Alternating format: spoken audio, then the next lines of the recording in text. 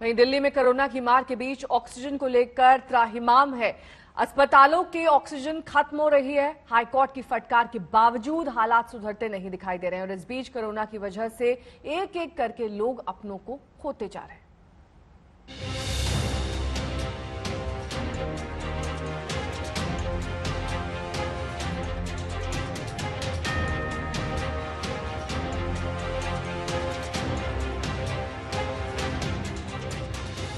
मरीजों का इलाज छोड़िए, अस्पताल उन्हें भर्ती तक नहीं कर रहे।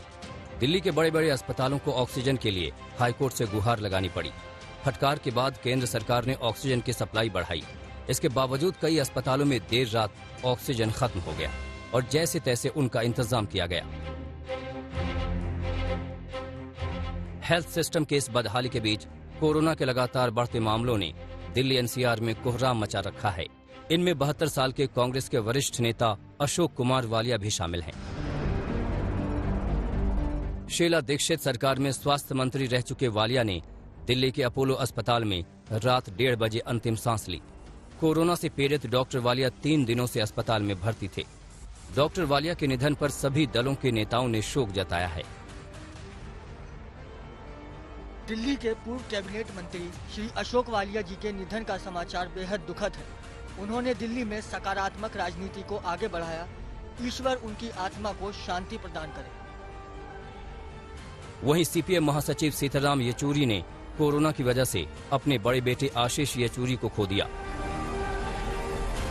येचुरी ने ट्वीट कर बताया, भारी दुख के साथ सूचित कर रहा हूं कि मैंने कोविड-19 की वजह से आज सुबह अपने बड़े बेटे आशीष येचुरी को खो दिया। मैं उन सभी का शुक्रिया अदा करता हूं जिन्होंने हमें उम्मीद दी और उसका इलाज किया। Doctor, nurse, frontline health workers, sanitation worker और तमाम लोग जो हमारे साथ खड़े रहे। इस बीच दिल्ली के कई अस्पतालों में ऑक्सीजन की किल्लत के चलते मरीजों की जान पर संकट जारी है। दिल्ली एनसीआर में ऐसे कई मामले सामने आ रहे हैं जहां मरीजों का इलाज करना तो दूर, उन्हें एडमिट तक नहीं किया जा रहा है। जनकपुरी के माता चन्नन देवी अस्पताल में आज सुबह ऑक्सीजन खत्म हो गया। यहाँ 200 से ज्यादा मरीज भर्ती हैं जिन्हें ऑक्सीजन की जरूरत है। अस्पताल लगातार अधिकारियों और कंपनियों से बात कर रहा है। दिल्ली के नजफगढ़ में राठी अस्पताल को बड़ी मुश्किलों के बाद ऑक्सीजन सिलेंडर मिले। यहाँ ऑक्सीजन की कमी हो गई थी। वहीं दिल्ली सरकार के राजीव गांधी सुपर स्पेशलिटी अस्पताल में जहां 900 मरीज भर्ती हैं, वहां ऑक्सीजन का गंभीर संकट है। ऑक्सीजन की किल्लत को लेकर कल दिल्ली हाईकोर्ट ने केंद्र सरकार को फटकार लगाई थी।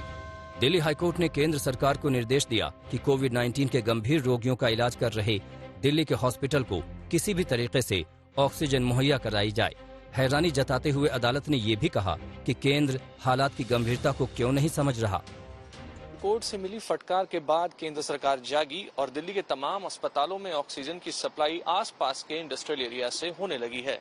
इस वक्त हम लोग मैक्स पटपड़गंज पर हैं।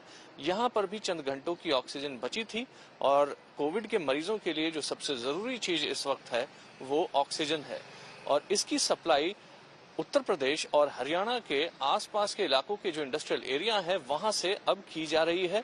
तमाम अस्पतालों को लेकर के दिल्ली के मुख्यमंत्री अरविंद केजरीवाल ने यह कहा था कि चंद घंटों की ऑक्सीजन बची है और अब ऑक्सीजन की सप्लाई इन अस्पतालों में धीरे धीरे बढ़ाई जा रही है। केंद्र ने दिल्ली को मिल रही 378 मीट्रिक टन ऑक्सीजन को बढ़ाकर 480 मीट्रिक टन किया है, लेकिन बंगाल, उड़ीसा और यूपी से इस अतिरिक्त ऑक्सीजन को आने में 72 घंटे लग जाएंगे। ऑक्सीजन की इस किल्लत के बीच कुछ अस्पतालों का रवैया अब भी मरीजों की जान ले रहा है। संदीप अपनी सासू मां को एम्बुलेंस में लेकर भटकते रहे। पहले दिल्ली के अस्पतालों में गए, जगह नहीं मिली तो गाजियाबाद पहुंचे। यहां प्राइवेट अस्पताल ने कोरोना की रिपोर्ट मांगी। रिपोर्ट न होने की वजह से जिला अस्पताल का रुख किया, लेकिन तब तक उनकी सासू मां ने दम तोड़ दिया। वहाँ उन्होंने तो भेज दिया, उन्होंने तो बोला पहले रिपोर्ट करा के लाओ कोरोना की। जब कोरोना का मरीज है तो कोरोना का रिपोर्ट लाने की जरूरत क्या? कोरोना है ही है उनको। अच्छा, उसके बाद 5 किलोमीटर दूर लाके हमारे को रिपोर्ट कराने के लिए आना पड़ा। उतनी देर में यहाँ 2 घंटे यहाँ हमारे को वेटिंग हो गई, उसमें डेथ हो गई उनकी सास। दिल्ली में कोरोना से हालात बिगड़ते जा रहे हैं। कोरोना की चेन को तोड़ने के लिए लॉकडाउन लगाया गया, जो अब भी जारी है। दिल्ली में पंकज जैन और अभिषेक आनंद के साथ आज तक ब्यूरो।